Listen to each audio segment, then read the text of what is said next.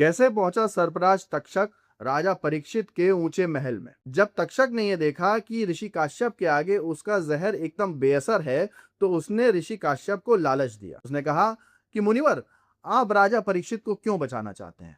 वो तो वैसे ही बूढ़े हो गए हैं, आज नहीं तो कल उनकी उम्र पूरी हो ही जाएगी। अगर आप धन के लिए उनको बचाना चाहते हैं तो उनसे ज्यादा धन तो मैं आपको दे दूंगा, बस आप राजा परीक्षित को मत बचाइए। उसकी बात सुनकर ऋषि काश्यप सोच में पड़ गए।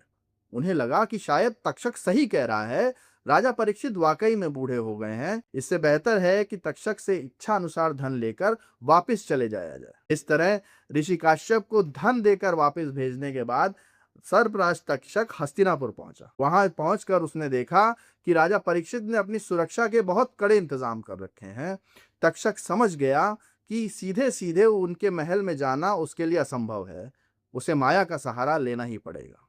तो उसने कुछ नाग बुलाए और उन्हें आदेश दिया कि तुम लोग तपस्वी का भेष धारण करके राजा परीक्षित को कुछ फल भेंट कराओ। जब वे नाग तक्षक का आदेश का पालन करते हुए कुछ फल लेकर राजा परीक्षित के पास जा रहे थे, तब तक्षक उन्हीं फलों में से एक में कीड़े का आकार लेकर छुप गया। जब वे नाग राजा परीक्षित को फल देकर वापस आ गए, तो राजा परीक्षित ने उनमें से एक फल उठाया।